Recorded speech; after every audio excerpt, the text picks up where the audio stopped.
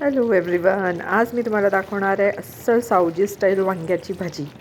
रंग छान आलेला आहे मस्त. आता मी तुम्हाला त्याची रेसिपी सांगते. त्याच्यासाठी काय काय लागणार आपल्याला: लसूण, कांदा, टमॅटो आणि आलं. आणि मी जांभळी वांगी घेतली आहे कारण माझ्या शेतावरनं ताजी ताजी वांगी आली होती. तर हे सगळं चिरून मी चारही गोष्टी चिरून घेतल्या आहे आणि त्याला तेलात मी फ्राय करते. तेलात फ्राय करणं गरजेचं आहे जेव्हा तुम्हाला ही सावजी स्टाईल बनवायची असते, कारण त्याचा रंग तो विशिष्ट प्रकारचा आलाच पाहिजे आणि भरपूर वेळ त्याला तेलात फ्राय करायचा आहे जोपर्यंत त्याचा ओरिजिनल कलर जात नाही. नंतर माझं ते झाल्यानंतर मी वांगी पण तळून घेते, कारण ती नंतर मग शिजायला बरं पडतं, कारण आपण ऑलरेडी मसाला पण केला आहे. सो आपल्याला वांगी पण फ्राय करणं खूप गरजेचं आहे. वांग्याचा पण कलर एकदम बदलला पाहिजे, म्हणजे मग ती नंतर शिजायला बरं पडतं. अशा पद्धतीने माझं सगळं हे बघा, ह्याचा रंग बदललेला आहे. आता माझ्या दोन्ही गोष्टी व्यवस्थित तळून झालेल्या आहे. हे तळून होईपर्यंत ॲक्च्युली जे आपण आधीचं मसाल्याचं तळून ठेवलं होतं ते थंड होतं. नंतर हा जो बाकीचा मसाला लागतो याच्यात ते जिरेपूड, तिखट, धणेपूड, हळद आणि कांदा लसूण मसाला. मी कांदा लसूण मसालाच वापरते या भाजीला. हे आता तळून झाल्यानंतर इकडे आज माझी दुसरी पण भाजी चाललेली आहे, कॉर्न, बेबी कॉर्न आणि बीन्सची. ही पण खूप टेस्टी लागते, एकदम नुसती घेऊन खाण्यासारखी भाजी आहे ही.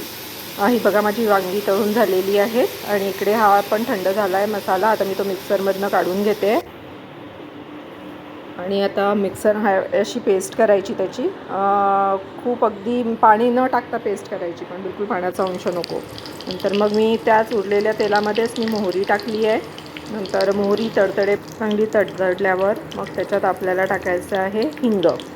हिंग मी स्ट्रॉंगवाला वापरते कारण मला तो माईल्डवाला आवडत नाही, नाही तर टेस्टच येत नाही ॲक्च्युली.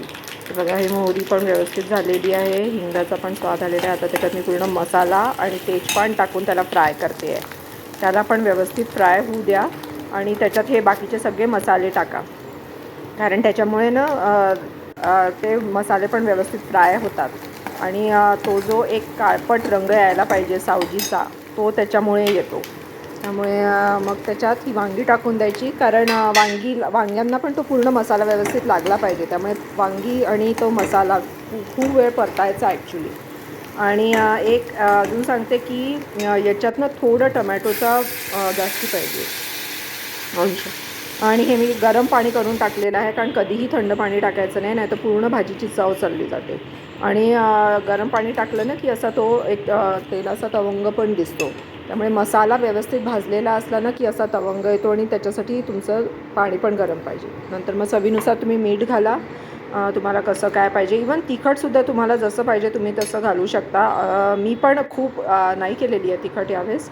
खरं सावजी तिखट असते, पण जशी आपण जेवढी खाऊ शकतो ती आपल्यासाठी सावजी असं समजायचं. त्यामुळे हा बघा, मस्त भाजी, मस्त तेल पण सुटलेलं आहे त्याला, वांगी पण छान शिजलेली आहेत एकदम आणि वास पण खूप छान येतो आहे. अर्थात तुम्हाला नाही येणार, पण मस्त एकदम. आणि त्याला गार्निशिंग करायचं. ही पण माझी शेतावरची कोथिंबीर आली होती ताजी ताजी छान, तर मस्त त्याला गार्निशिंग केलेलं आहे मी. आणि असं छान उकळू द्या त्याला एकदम. त्यामुळे ती वांगी व्यवस्थित छान शिजली पाहिजे, तेव्हाच मजा येते ती भाजी खायला.